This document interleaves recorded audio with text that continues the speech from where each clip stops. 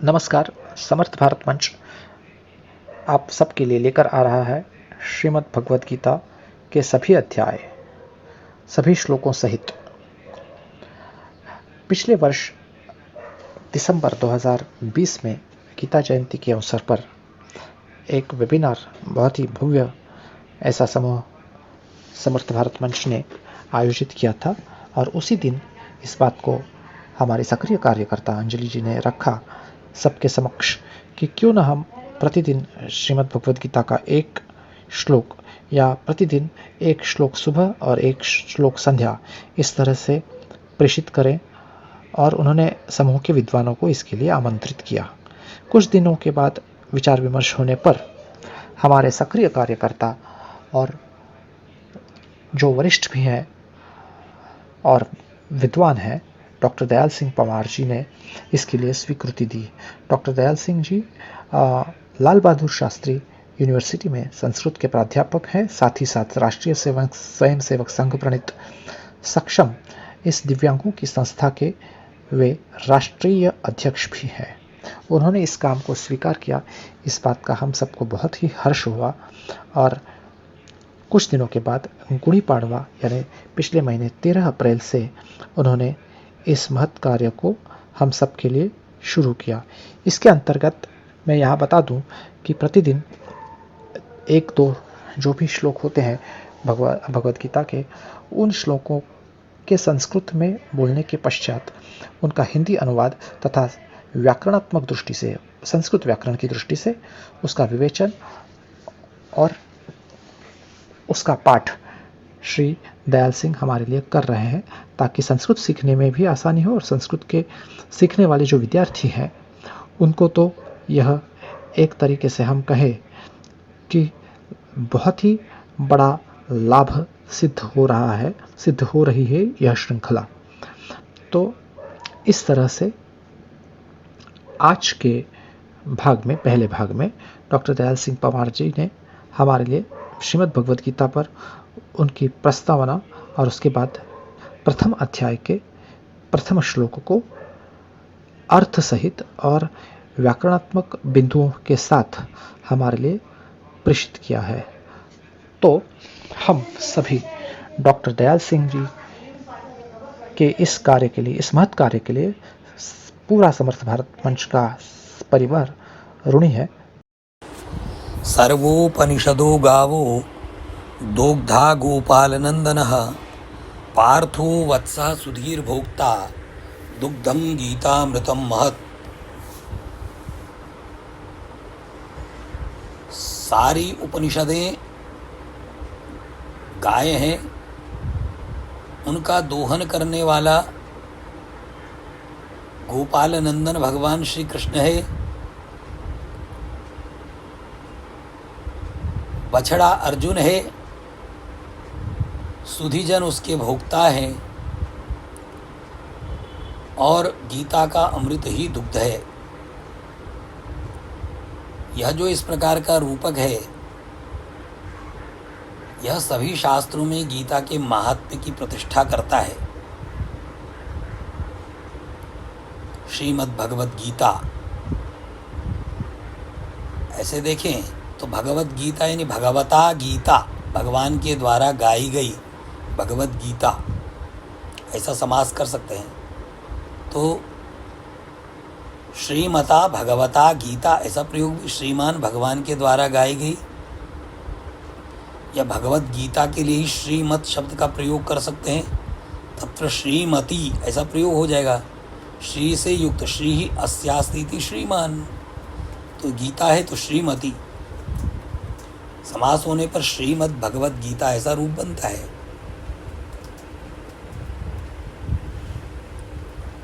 गीता सुगीता कर्तव्या किमन्यैः शास्त्र विस्तरैः या स्वयं पद्मनाभस्य मुखपद्माद् विनिसृता।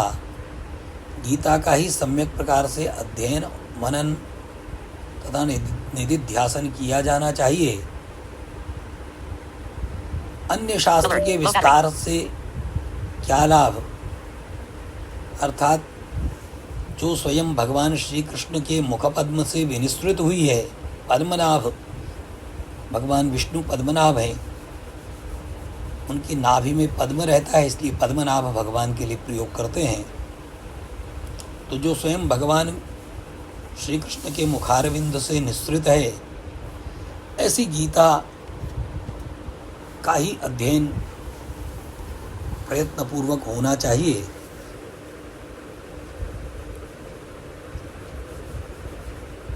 आज विक्रमी संवत 2078 के शुक्ल पक्ष प्रतिपदा पर मैं आप सबका हृदय से अभिनंदन करता हूँ तथा संदेश नारायणे तथा अंजलि नारायणे की विशेष प्रेरणा से मैं यह दुष्कर कार्य करने का प्रयत्न कर रहा हूँ। जैसा कि कालिदास ने भी कहा कि उडुपीन एव सागरम, यानी एक छोटी सी नौका से महासमुद्र को पार करने जैसा यह प्रयत्न मुझ जैसे अत्यंत सामान्य व्यक्ति के लिए है। मैं गीता के मंतव्य को आपके सामने प्रस्तुत कर सकूं। वैसे मैं प्रतिदिन यह प्रयत्न करूंगा कि छोटे छोटे पाठ आपके सामने आ सके, जिससे आपको सुनने में सुविधा हो।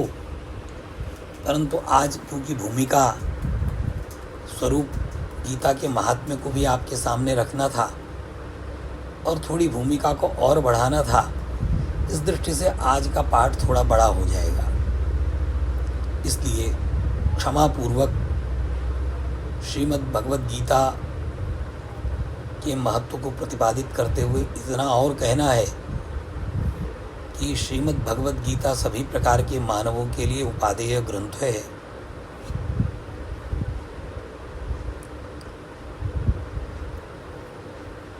इंद्रिय प्रधान कर्मनिष्ठ लोगों के लिए जहाँ कर्मयोग का प्रतिपादन श्रीमद् भगवद गीता करती है, वहीं ज्ञान प्रधान, वहीं भक्ति प्रधान, हृदय प्रधान मनुष्यों के लिए भक्ति योग का प्रतिपादन भी भगवद गीता करती है। इसी प्रकार से बुद्धि प्रधान जीवों के लिए भी ज्ञान योग का प्रतिपादन श्रीमद् भगवद गीता करती है। कुछ आचार्यों का ऐसा कहना है कि गीता का प्रथम षट्क यानी पहले 6 अध्याय इंद्रिय प्रधान लोगों की दृष्टि से ही रचे गए हैं और इसी प्रकार से 12 अध्याय पर्यंत हृदय प्रधान लोगों के लिए तथा शेष अंतिम 6 अध्याय बुद्धि प्रधान मनुष्यों की दृष्टि से लिखे गए हैं। किंतु संपूर्ण गीता का भी इसी आग्रह के साथ विद्वानों ने व्याख्यान किए हैं अपने मंतव्यानुसार। जैसे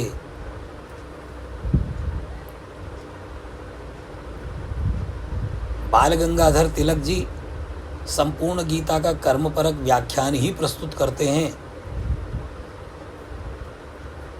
इसी दृष्टि से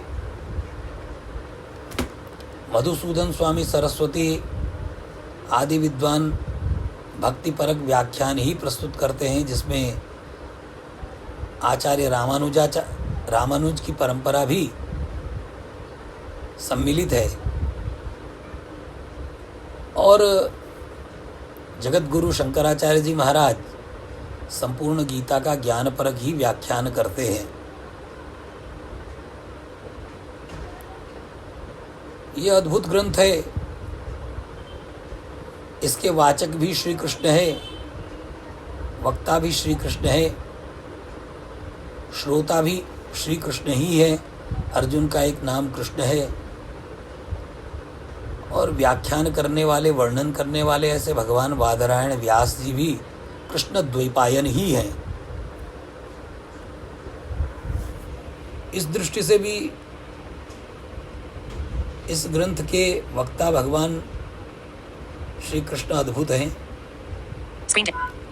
उनका जन्म भी कारावास जेल में होता है और गीता का प्राकट्य भी युद्ध के मैदान में ही होता है। ऐसा ये अद्भुत ग्रंथ है।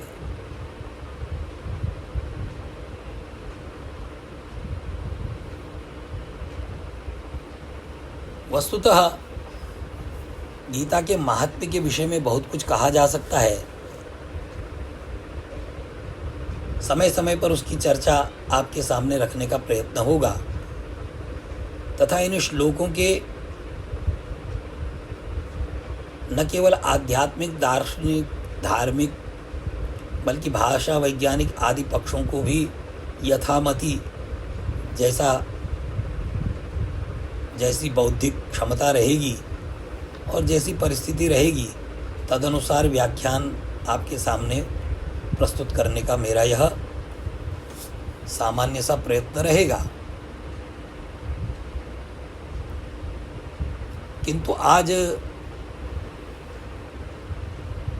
प्रतिपदा की दृष्टि से एक श्लोक का व्याख्यान तो होना ही चाहिए।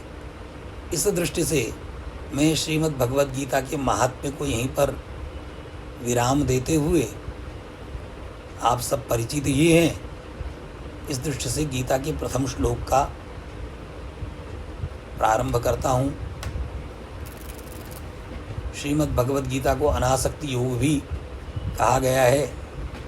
आसक्ति यानी अटैचमेंट, तो आसक्ति के अभाव से ही सब काम करना है, अभाव पूर्वक सब काम करने हैं, ऐसा यह अनासक्ति योग है।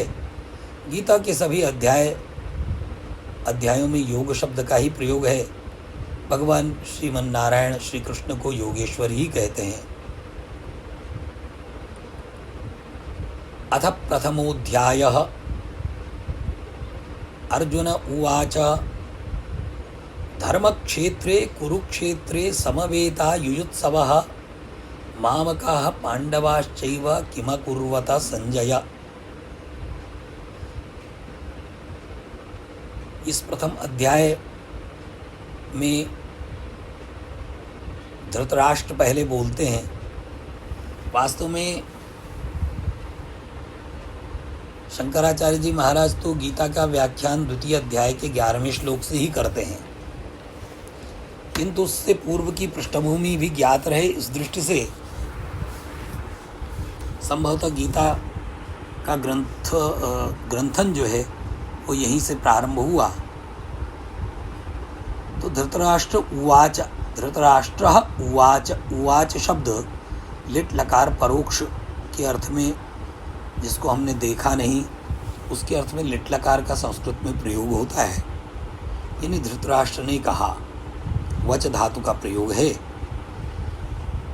संस्कृत का भी कुछ बंधु भगिनी अध्ययन कर रहे हैं, इस दृष्टि से संस्कृत का पूरा अवबोध हो जाए, संस्कृत की दृष्टि से इसमें कोई कमी न रह जाए अध्ययन में, इसलिए संस्कृत को समझाते हुए भी आपके सामने ये विषय रखने का मेरा प्रयत्न है।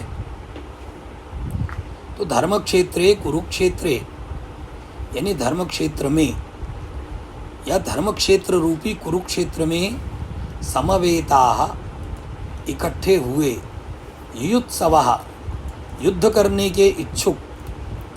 ये युयुत्सवः शब्द है, युत्सु शब्द का बहुवचन है। ये सन प्रत्यय होता है व्याकरण में। धातु युद्ध है, युद्ध धातु से सन प्रत्यय लगकर युयुत्सति ऐसा रूप बनता है, और उसको उ प्रत्यय लगाकर युयुत्सु ऐसा रूप बनता है, युद्ध करने के इच्छुक। इस प्रकार के जो सन प्रत्ययांत शब्द हैं वो अब हिंदी भाषा में 4-5 ही प्रयोग में आते हैं। संस्कृत भाषा में तो प्रत्येक धातु से इस प्रकार के शब्द निर्मित हो सकते हैं। जैसे पढ़ने की इच्छा तो पिपठिषा,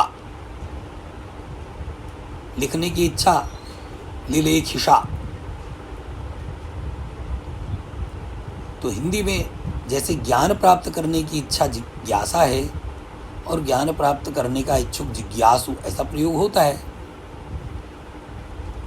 उसी प्रकार से युयुत्सु माने युद्ध करने का इच्छुक, तो बहुवचन है युद्ध करने के इच्छुक, युयुत्सवः,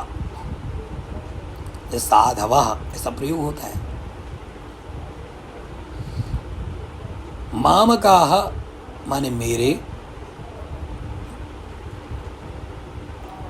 अस्मत् शब्द से ये शब्द बना है, अण प्रत्यय लगाकर। तव का मम का वे का वचन व्याकरण का सूत्र है, मतलब माम का मने मेरे, पांडव मने पांडु के पुत्र,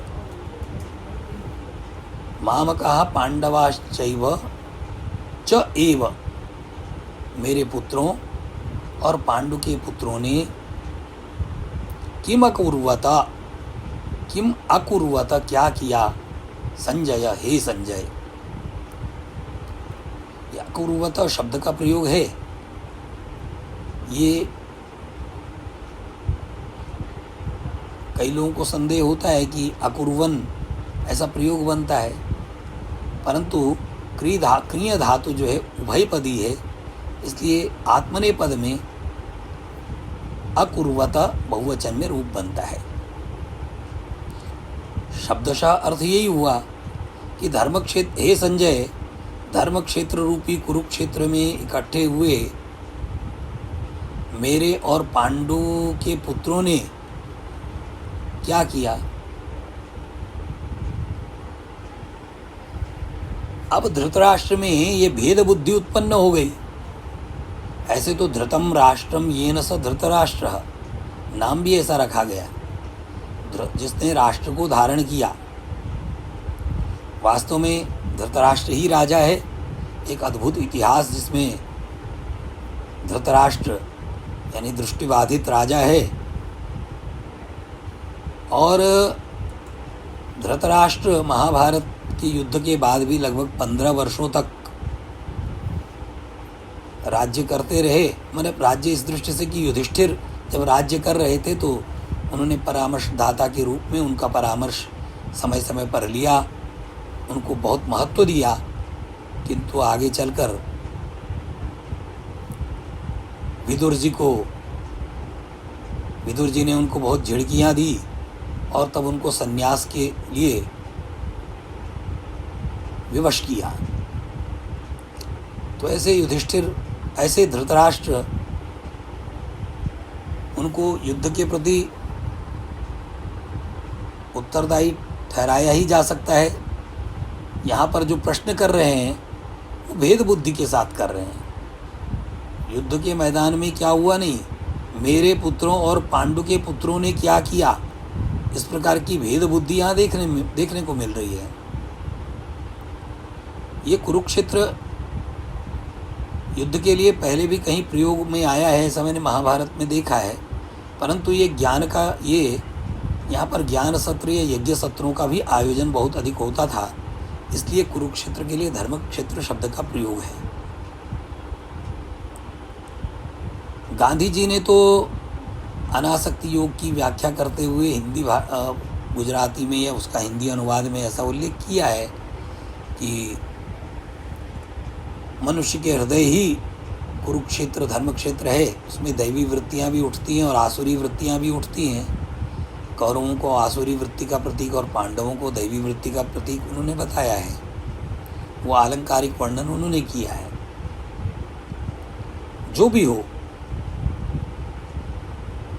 धृतराष्ट्र की यह भेद बुद्धि हमको यहाँ पर देखने को मिल रही है। किम अकुर्वत संजय, हे संजय, उन्होंने क्या किया। तो आज यहाँ पर इस प्रश्नात्मक प्रथम श्लोक का व्याख्यान यहीं पर रोकते हुए मैं अपनी वाणी को विराम देता हूँ। भवतां सर्वेषां मंगलमस्तु इति कामये। नमो नमः।